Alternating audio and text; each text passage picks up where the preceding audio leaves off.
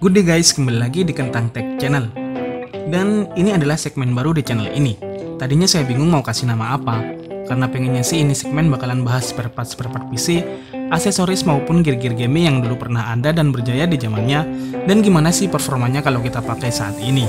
Setelah muter-muter sampai pusing, akhirnya saya kasih nama segmen ini Duda. Dulu pernah ada. Agak nyeleneh sih, tapi biar gampang diingat saja.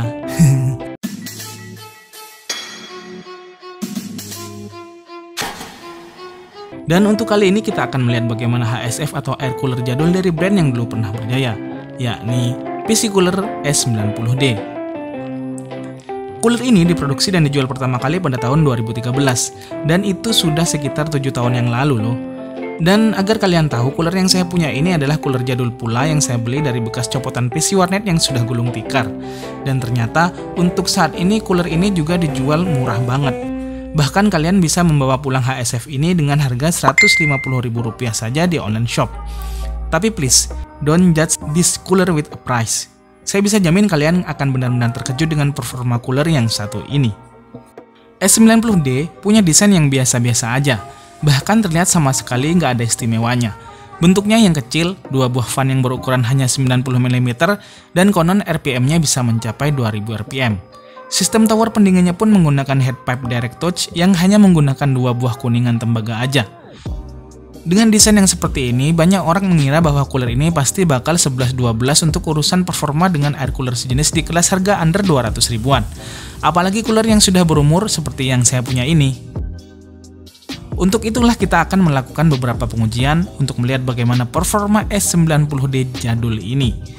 Karena itulah saya juga mengcompare atau membandingkan cooler ini dengan air cooler baru yakni Leto 2 yang saat ini dijual di kisaran harga 180 ribuan di online shop. Untuk prosesor yang saya pakai pada pengujian ini yakni prosesor jadul yang memang terkenal karena panasnya. Siapa sih yang nggak kenal prosesor yang satu ini? Inilah dia AMD Phenom 2 X4 945. Kalau ada yang protes, Bang, kenapa nggak pakai prosesor kekinian, Bang? Saya jawab simpel aja, karena saya belum punya. Makanya support terus channel ini biar kelak bisa juga tuh review-review prosesor-prosesor baru seperti channel-channel Sultan yang biasa nge-review dengan prosesor dan spare part kekinian. Oke, kembali lanjut. Untuk RAM yang saya pakai adalah RAM 4GB x 2 DDR3. Kemudian GTX 750 Ti di sisi VGA-nya. SSD 120GB dari Patriot, dan untuk power supply-nya saya memakai Super Flower 500W 80+ Gold. Untuk stress testnya saya memakai 3 macam. Yang pertama ada real bench untuk simulationnya, kemudian ada Cinebench R15, dan untuk tes gamenya kita menggunakan game Final Fantasy 15 versi benchmarknya. Dan untuk itu mari kita coba lihat bagaimana hasilnya. Pada kondisi idle, PC Cooler S90D bisa menahan panas prosesor pada suhu 33 derajat Celcius, sedangkan Leto 2 ada pada suhu 41,5 derajat Celcius. Untuk stress test dengan real bench, yang memakai PC Cooler S90D tertahan pada 69 derajat Celcius, sedangkan Leto 2 suhunya mencapai 75,5 derajat Celcius. Pada pengujian dengan Cinebench R15, PC Cooler S90D bisa menahan maksimal suhu prosesornya pada 52,5 derajat Celcius, sedangkan Leto 2 suhunya tembus 75,5 derajat Celcius. Dan untuk tes gamenya, PC Cooler S90D mampu menahan panas prosesor maksimal pada 51,5 derajat Celcius, dan Leto 2 suhunya mencapai 70,6 derajat Celcius. Yang menarik adalah hasil skor tes dengan Cinebench R15.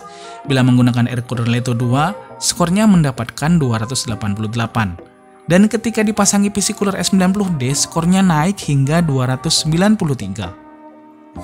Dari sini bisa kita lihat PC Cooler S90D bisa unggul telak dibandingkan dengan Leto 2 yang notabene produk baru dan harganya lebih mahal sedikit, selisih sekitar 30 ribuan.